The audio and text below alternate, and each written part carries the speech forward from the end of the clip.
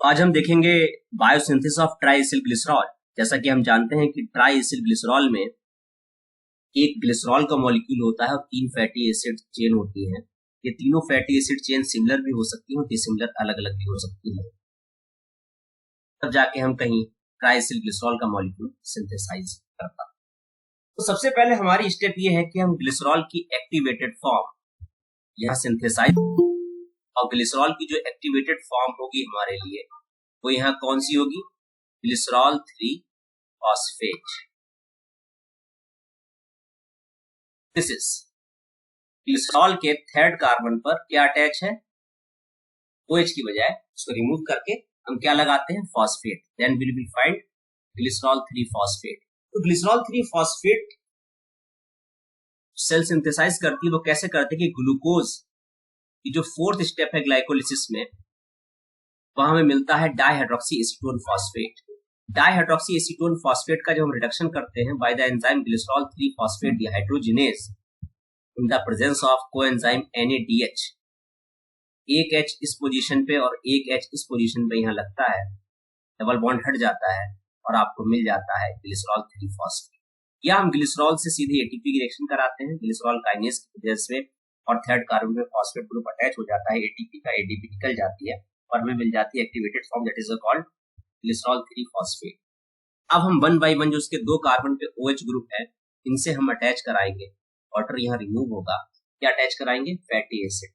Fatty acid direct नहीं आएगा, वो भी अपनी एक्टिवेटेड फॉर्म में आएगा और वो आएगा फैटी एसिड कोएंजाइम A की फॉर्म में। तो फैटी एसिड से फैटी एसिड कोएंजाइम A जो हमें बनाना है उसके लिए हमें कोएंजाइम A चाहिए और एंजाइम है acyl coenzyme synthetase that require the ATP। हमें R1 और R2 दो टाइप के एसिल चेन कैरियर में हमें 2 फैटी एसिड मिलते हैं और हम इनको अटैच कराते हैं कार्बन फर्स्ट और कार्बन सेकेंड से। Enzyme is acyl transferase in both cases. अब नो प्रॉब्लम इज दैट कि यहाँ जो थर्ड कार्बन पे उसमें फॉस्फेट अटैच है, ये जो प्रोडक्ट हमें मिला था इसका नाम है फॉस्फेटिडिक एसिड या फॉस्फेटेडेट, क्योंकि एक टाइप का फॉस्फोलिपिड है सिंपल। अब हमें इसका फॉस्फेट हटाना है और यहाँ पे हमें अटैच करानी फैटी एसिड चेन। तो आप देख सकते हैं ये फॉस्फेटिडिक एसिड है, तो हमने इस पे से रिमूव कराने के लिए सेल ने क्या किया? फॉस्फेटेज एंजाइम से यहाँ इसको रिएक्शन कराई है। फॉस्फेटेज एंजाइम क्या करता है? इस फॉस्फेट को रिमूव कर देता है। अब ये बचा 1,2 di acyl glycerol. Third reaction में एसिल ट्रांसफरेज एक और फैटी एसिड, इसमें R चेन है वो R3 है और हमारा ट्राई एसिल ग्लिसरॉल हमें मिल जाता है। इस तरीके से 3 फैटी एसिड 1 बाय 1 अटैच होते हैं तीनों OH ग्रुप पे और हमें ट्राई एसिल ग्लिसरॉल फॉर्म होता है। इसके अलावा अगर हम फॉस्फेटिक एसिड से सेरीन अटैच कराएं, कोलिन अटैच कराएं, इथनोलामाइन अटैच कराएं, डिफरेंट हेड ग्रुप्स हम अटैच करा के डिफरेंट टाइप के हम फॉस्फोलिपिड्स यहाँ सिंथेसाइज कर सकते। That is a simple process of the synthesis of try acyl glycerol, जहां हमें एक ग्लिसरॉल का मॉलिक्यूल चाहिए और हमें 3 फैटी एसिड की चेन यहाँ अटैच करानी है। दीज आर एस्टर लिंकेज 1, 2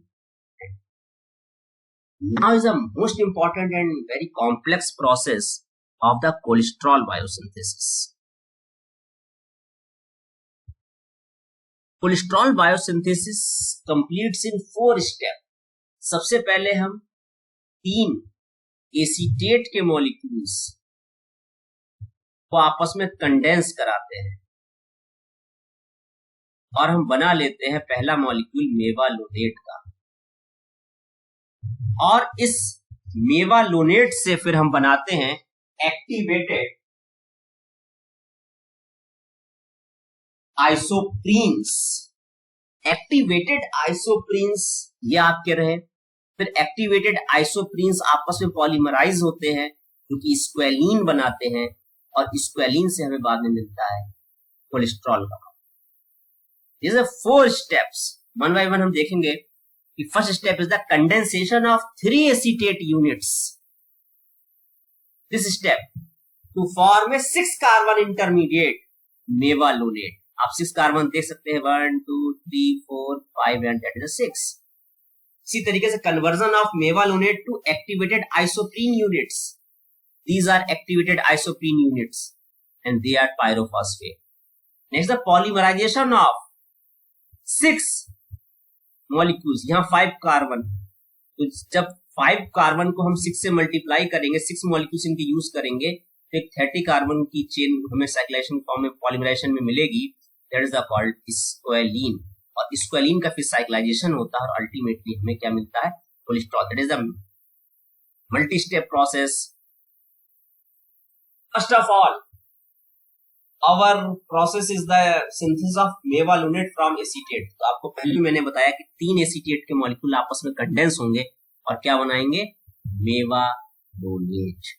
यहाँ आप देख सकते हैं कि हमने 2 एसिटाइल कोएंजाइम ए लिए, दोनों आपस में कंडेंस हुए हैं, थायोलेज एंजाइम है, कोएंजाइम ये निकल जाता है और हमें क्या मिलता है, एसीटो एसिटाइल कोएंजाइम, एक ये मॉलिक्यूल और एक मॉलिक्यूल।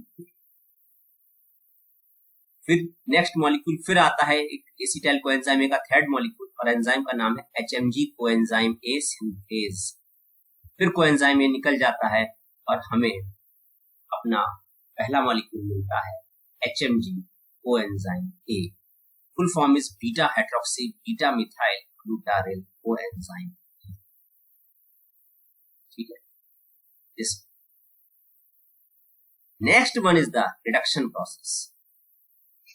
इसका रिडक्शन होना है और हमें क्या मिलना है, मेवालुनेट। ये जो कोएंजाइम ए है ये यहां से रिमूव हो जाएगा और हमें मिल जाएगा पहला मॉलिक्यूल मेवालुनेट का, जिसके पास टोटल कितने कार्बन है, 6, 1 2 3 4 5 एंड 6 कार्बन। यहां जो रेट लिमिटिंग स्टेप है वो आपकी ये है कि जो HMG कोएंजाइम ए मेवालुनेट को फॉर्म कर। Now mevalonate that contain the 6 carbons now form activated isoprene units like delta 3 isopentenyl pyrophosphate is one molecule and the other one is dimethylyl pyrophosphate. You can see here its name, delta 3 isopentenyl pyrophosphate and dimethylyl pyrophosphate। तो कैसे form होते हैं आप देख सकते हैं, आपने मेवालुनेट का मॉलिक्यूल लिया। ये सबसे पहले इसके जो 5th कार्बन एटम है यहाँ पर एटीपी अटैच होगा और एंजाइम का नाम है मेवालुनेट 5 फॉस्फोट्रांसफरेज। एटीपी अपना फॉस्फेट दे देगी, एटीपी रिमूव हो जाएगा और हमें जो मॉलिक्यूल मिलेगा वो मिलेगा 5 फॉस्फोमेवालुनेट, क्योंकि 5th कार्बन एटम पे क्या अटैच है, फॉस्फेट ग्रुप। एक और एटीपी मॉलिक्यूल फॉस्फेट देगा, अब ये मॉलिक्यूल हो जाएगा 5 पायरोफॉस्फोमेवालुनेट। पायरोफॉस्फेट जब 2 लगातार फॉस्फेट लगे होते हैं कॉन्टिन्यूअस, उसको कहते हैं pyrophosphate. Next again 1 ATP donates phosphate to a 3rd carbon atom. अब आपको मिल गया 3 phospho and 5 पायरोफॉस्फो मेवालुनेट। And the next step, this CO2 is removed and this phosphorus of the 3rd carbon is removed and you will get the first isoprene unit, that is called delta 3। delta 3 क्यों, ये 1 first carbon है, ये 2nd है और ये 3rd है और 3rd के बाद डबल बॉन्ड है, इसलिए मॉलिक्यूल का नाम delta 3 आइसोपेंटेनिल पायरोफॉस्फेट। यहाँ 2 मिथाइल ग्रुप कार्बन से अटैच है तो ये आइसोमराइजेशन हो जाता है, no loss no gain and this converts into dimethylallyl pyrophosphate. दोनों पायरोफॉस्फेट है, 2 फॉस्फेट है और दोनों के पास कितने कितने कार्बन है, 5 कार्बन अटैच है दोनों पर, 1 2 3 4 and 5। Now there is a condensation of both molecules and when you will get head to tail condensation of these molecules, this is dimethylyl pyrophosphate, this is delta 3 isopentenyl pyrophosphate, then you will get aranil pyrophosphate। head to tail synthesis याद रखिएगा, means ये molecule आके यहां attach होगा इसकी tales. Enzyme का नाम prenyl transferase. Next geranyl pyrophosphate के मॉलिक्यूल से अटैच होगा एक और डेल्टा 3 आइसोपेंटेनिल पायरोफॉस्फेट। ये मॉलिक्यूल आके यहां अटैच होगा and you will get a 15 carbon compound farnesyl pyrophosphate. उसके बाद ये मॉलिक्यूल, दो मॉलिक्यूल्स यहां से आप अटैच होंगे और किसके, फार्नेसिल पायरोफॉस्फेट के, और ये दोनों पायरोफॉस्फेट एक इस मॉलिक्यूल के और एक इस मॉलिक्यूल के आपस में निकल जाएंगे और ये मॉलिक्यूल जाकर यहाँ पे अटैच हो जाएगा and this is the name of enzyme is squalane synthase and you will get A chain of squalane molecule.